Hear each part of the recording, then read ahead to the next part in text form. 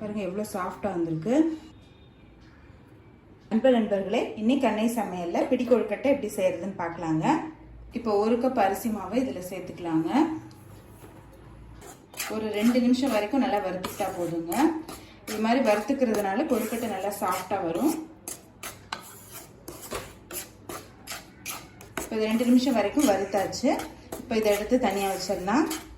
அடுத்தது கொஞ்சமாக தண்ணி சேர்த்துக்கலாம். இது கூடவே 3/4 கப் வெல்லத்தை சேர்த்துக்கலாங்க.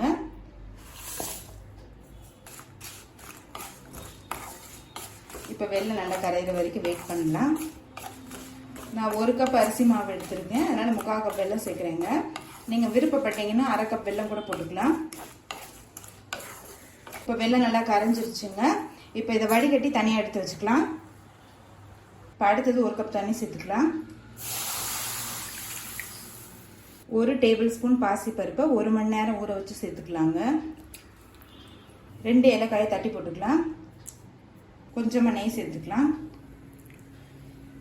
நெய் சேர்க்கறதுனால கொழுக்கட்டை நல்லா சாஃப்டாக வருங்க. அடுத்தது நம்ம வடிகட்டி வச்சிருக்க வெள்ளை கரைசலை இதில் சேர்த்துக்கலாங்க. 1 கப் தண்ணி சேர்த்துருந்தோங்க. இப்போ வடிகட்டி வச்சுருக்க வெள்ளை கரைசல் 3/4 கப் சேர்க்குறோம். தேங்காய் இது மாதிரி பீசஸாக கட் பண்ணி சேர்த்துக்கலாம். 1 சிட்டிகை அளவு உப்பு. இது எல்லாத்தையும் நல்லா மிக்ஸ் பண்ணிக்கலாம். இப்போ வறுத்து வச்சிருக்க மாவை கொஞ்சம் கொஞ்சமாக இதில் சேர்த்துக்கலாம்.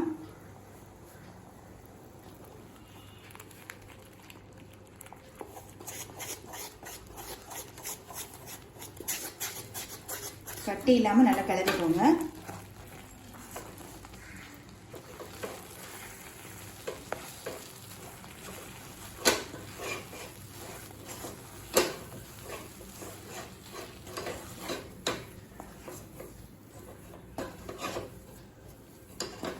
இப்போ இதை மூடி போட்டு ஒரு 5 நிமிஷம் ஸ்லோலி வச்சிடலாம். இப்போ இதை ஒரு பவுலுக்கு மாற்றிக்கிட்டு நல்லா நம்ம பிசைஞ்சுக்கலாங்க. கையில் நெய் இல்லைன்னா எண்ணெய் தடவிட்டு நல்லா பிசைஞ்சுக்கோங்க.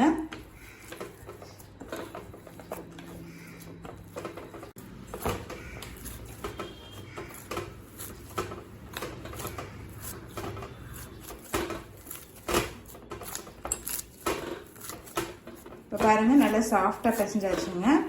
உங்களுக்கு தேவைப்பட்டுச்சுன்னா கொஞ்சமாக தண்ணி சேர்த்துக்கோங்க. இப்போ கொழுக்கட்டை பண்ண ஆரம்பிச்சிடலாம். தேவையான அளவு மாவு எடுத்துக்கோங்க. இப்படி நீளமாக பண்ணிவிட்டு கையால் இப்படி ஒரு அழுத்திடுங்க. இப்போ இதை வேக வச்சிடலாம்.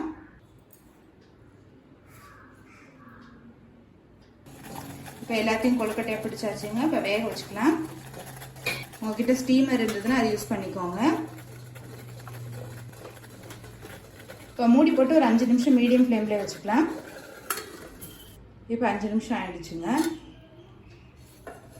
கொழுக்கட்டை பாருங்கள் நல்லா வெந்துருச்சு. மேலே பாருங்கள் நல்லா ஷைனிங்காக மாறிடுச்சுங்க. இப்போ பிடி கொழுக்கட்டை ரெடி ஆகிடுச்சுங்க.